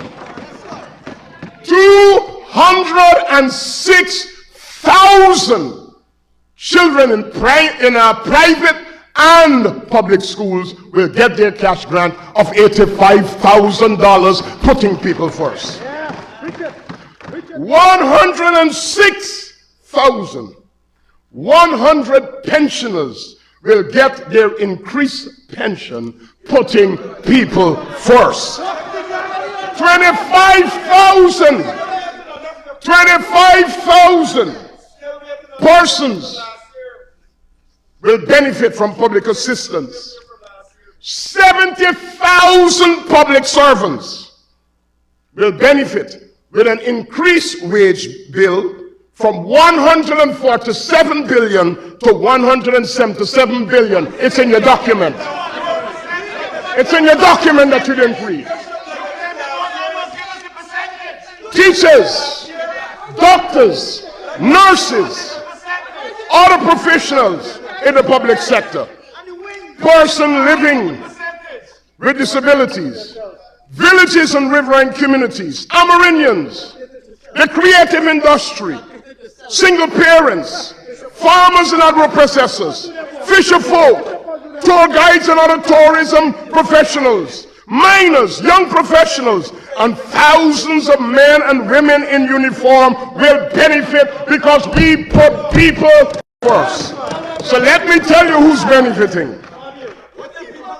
Pathway workers, CSOs, community policing groups will all benefit from a 25% increase in their stipends, putting people first. Mr. Speaker, the Ministry of Public Works has been allocated $227 billion in budget 2026, with a capital expenditure of $212 billion, and this represents about 27% of the total capital budget, or the PSIP, which is $779 billion. What will we be doing with this money? Because we hear that people are complaining how the budget is heavy on infrastructure. It is because they don't take the time to link how infrastructural development will benefit the individual. Ask all the people of Region 3 who travel to Georgetown to work on a daily basis how $260 million on the new Barajagio-Demerara River Bridge has transformed their lives. Ask the people of Diamond and those who will go further up how the new Heroes Highway has transformed their lives and how they could get to work and back home and get their children to school early. Ask the people who use the Ogle-Eccles interlink that is now moving on to Providence with a direct link to the Barajagio-Demerara River Bridge, how investment in infrastructure is making a difference in their lives. Mr. Speaker, I heard the honorable member who spoke at first said, I heard the honorable minister who spoke first said that the people in the street do not accept this budget. I don't know which Guyana he's living in. Mr. Speaker, as the Minister of Public Works, in 4 days, I visited Region 10 and had 5 engagements. I went to Region 6 and had 13 engagements. I went to Region 1 and had engagements in Matthews Ridge, Port Kaituma, Mabaruma, and Maruka. I went to Georgetown on Saturday, Starbrook Market, the avenues, all over the place. Had breakfast, had lunch, had dinner with people. Mr. Speaker, people are happy. The only people who are not happy are the people who told us that they will form the next government, but there are now 12 seats in the National Assembly. That is the same people who used to stand up and says it's only a matter of time and we will be over there. Their numbers have been now cut to 12 and they're still not happy. Sooner or later, 0. But I want you to listen to what groups and organizations has to say about the budget. The Tourism and Hospitality Association of Guyana says they laud this budget,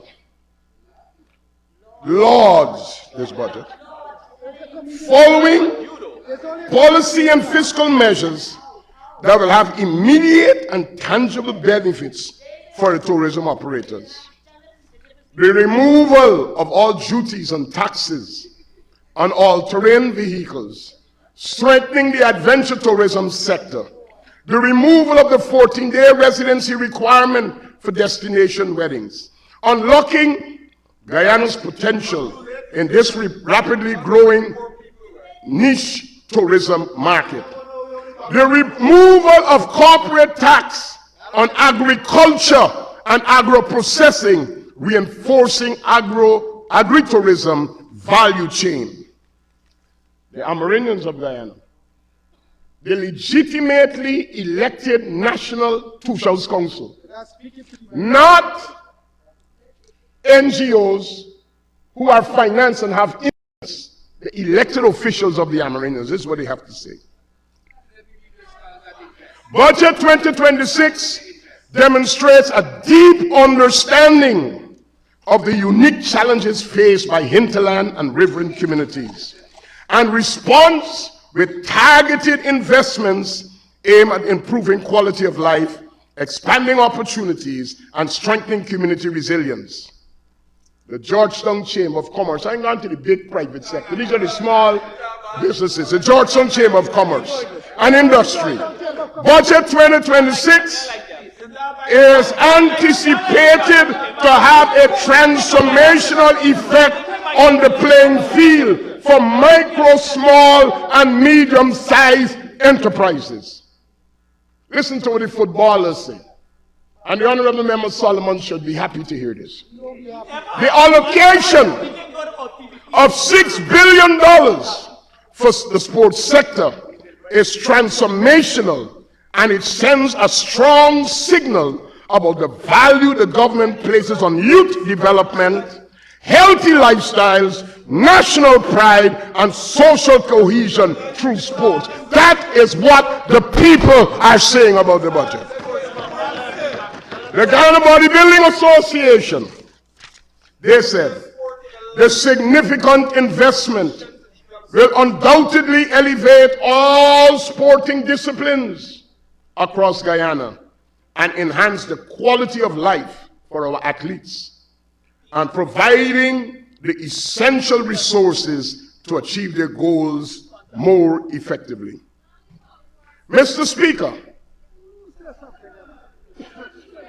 who are the people that we have to continue to work with?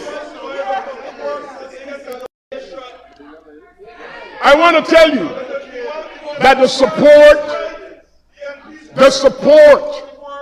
that Budget 2026 lends to transport, you can get your time, And I will take Mr. Andrews' time because he couldn't finish his time.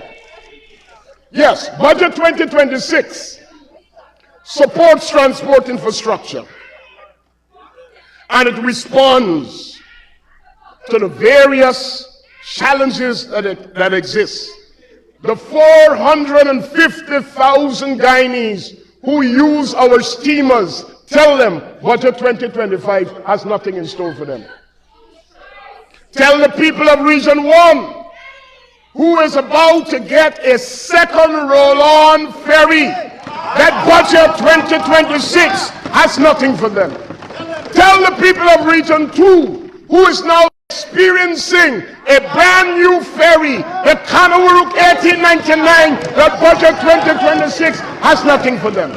Tell the farmers and the rice millers who move their paddy free on transport and harvest facilities, tell them that the budget has nothing for them, because we were able to keep them at competitive prices. The Minister of Agriculture made the intervention, and the rice farmers and the paddy growers, they all benefit and will continue to benefit.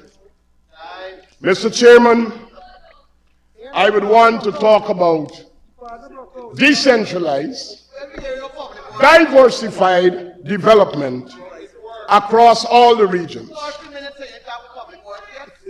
Mr. Speaker, in all regions,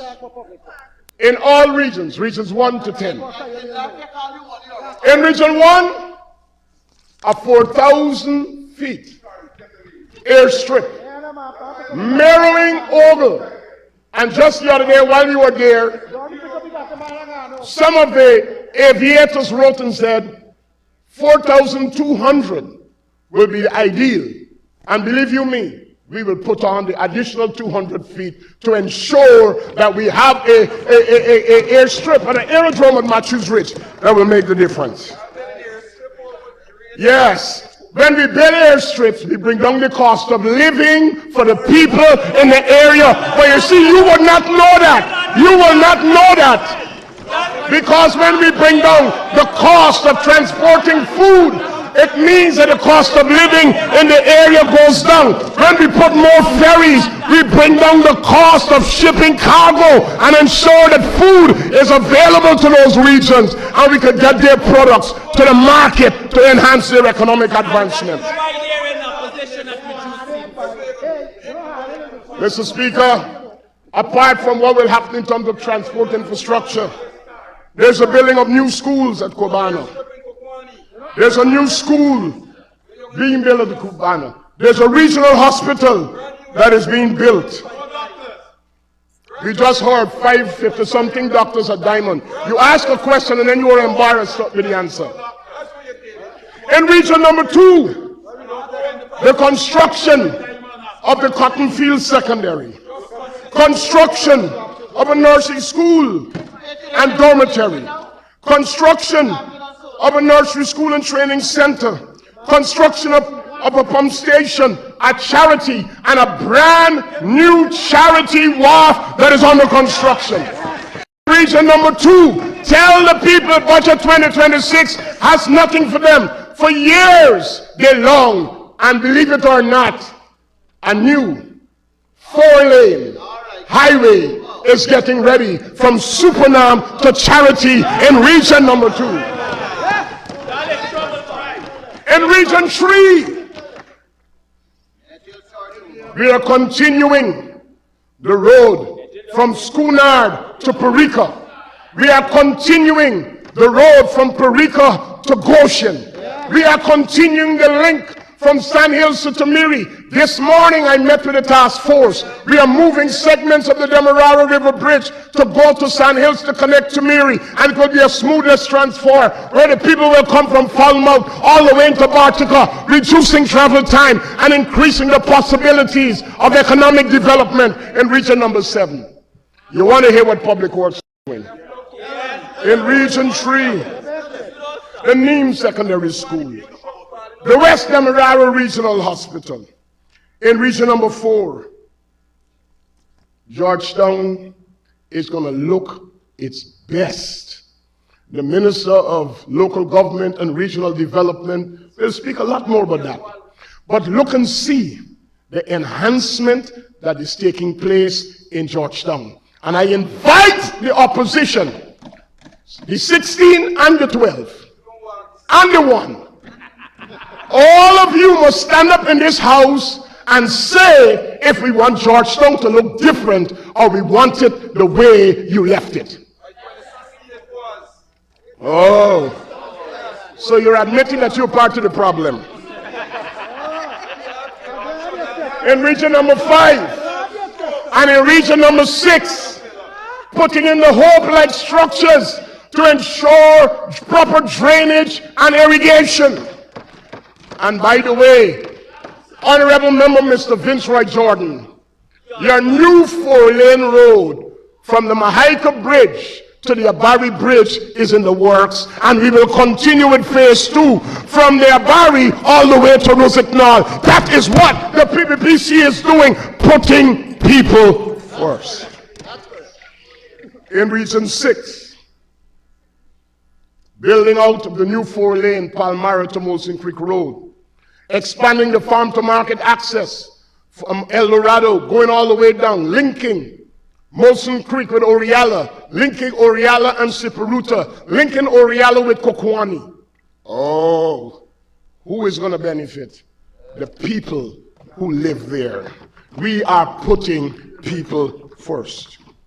In Region 7, the construction of the Philippi Secondary School, the Joala Secondary School, the construction of the Bartica Regional Hospital, the new wharf that has been commissioned in Bartica, and the acquisition of a new vessel, roll-on, roll-off type, to get to region number 7, replacing some of the 40-plus-year-old vessels that are there.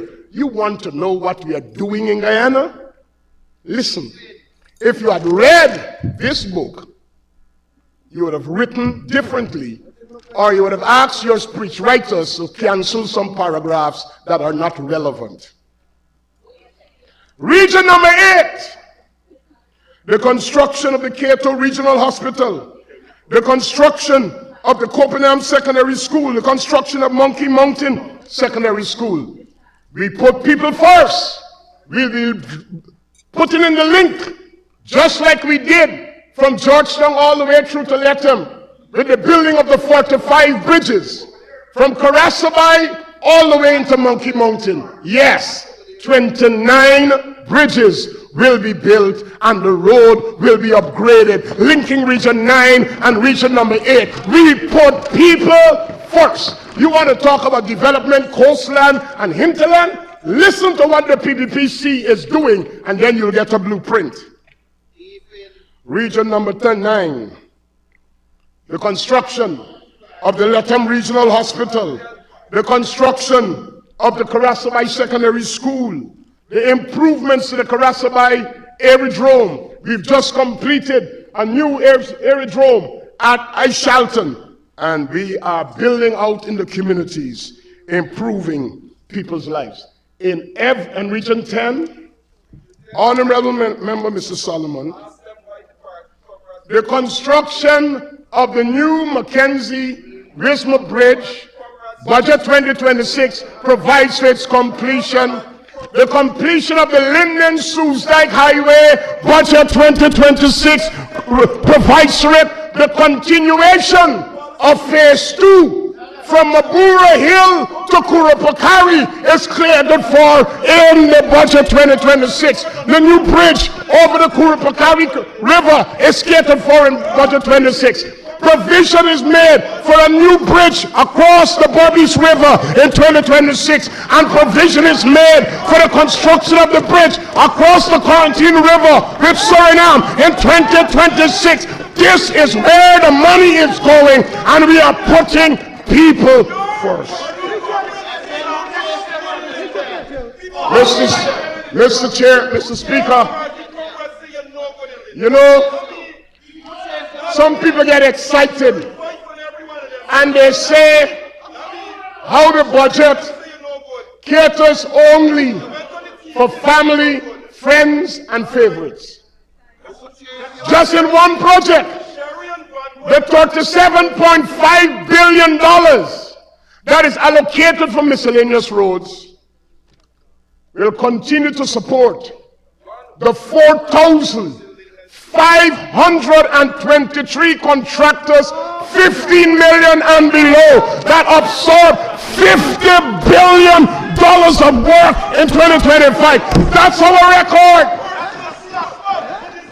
So go and tell. And while the Honorable Mr. Solomon is seeking to be heard, out of the 665 contracts that were issued in Region 10, 97% has been completed, and the last 18 will be completed, putting people first. Mr. Speaker, there are some other things that we need to deal with.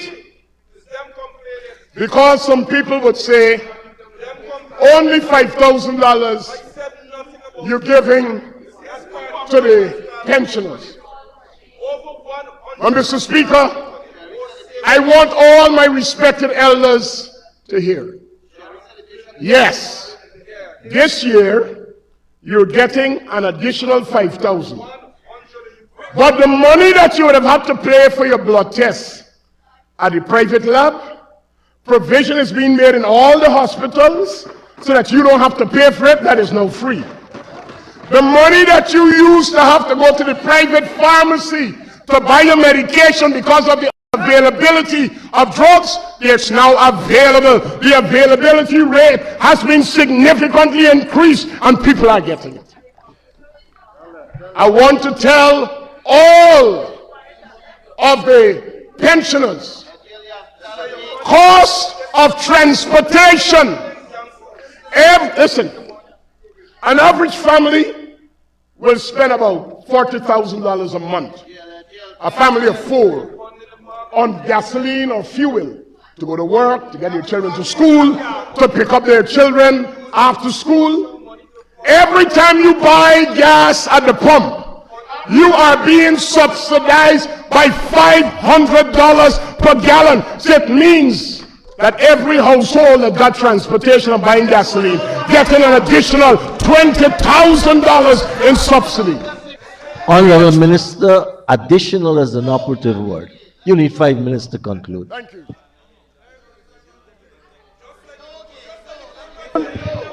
Mr. Speaker, I'd like to ask for 5 more minutes for the honourable member to conclude his speech. Honorable Minister, you may continue to conclude. Thank you, sir. Mr. Speaker, every time you get a light bill, the real cost that you should be paying is not reflected there. Because of government intervention, 30% of your light bill is being paid by the government. 30%. Mr. Speaker,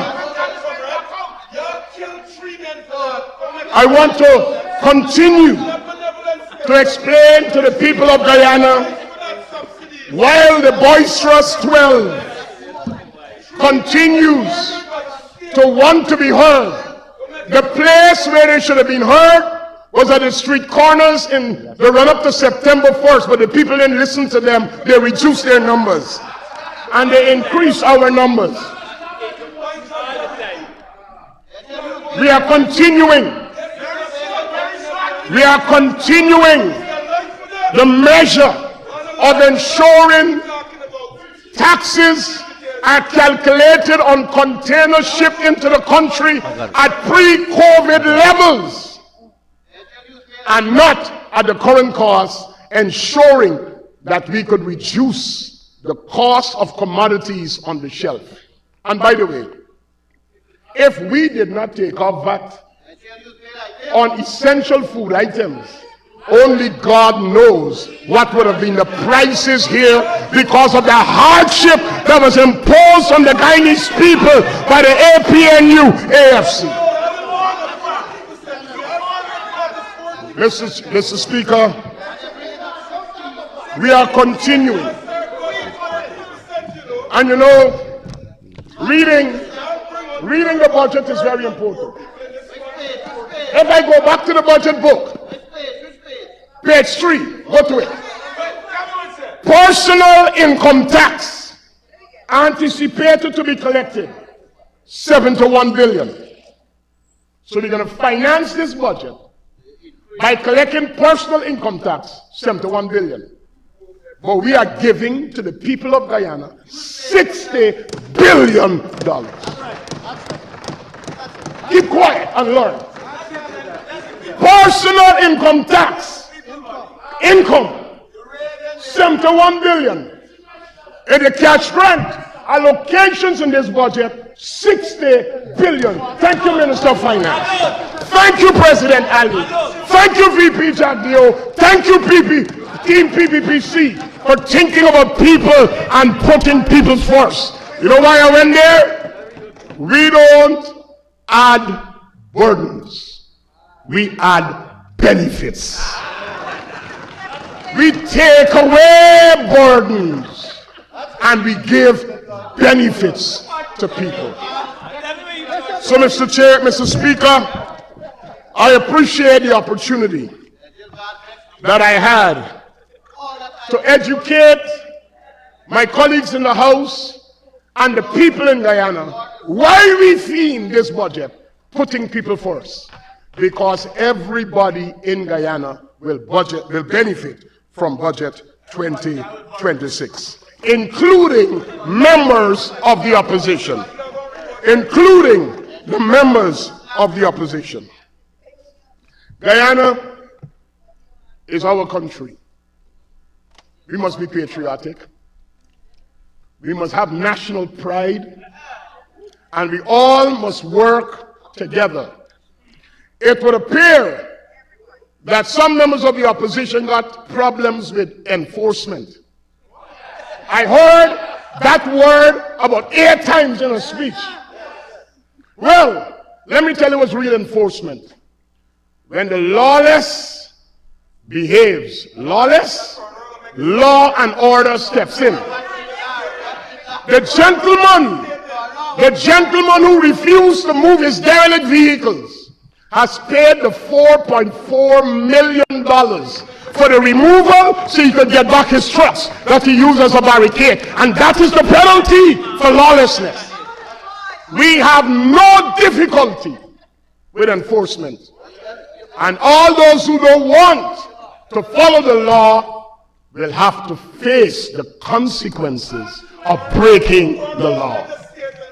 So, ladies and gentlemen, I want to tell you, you have one of the most responsive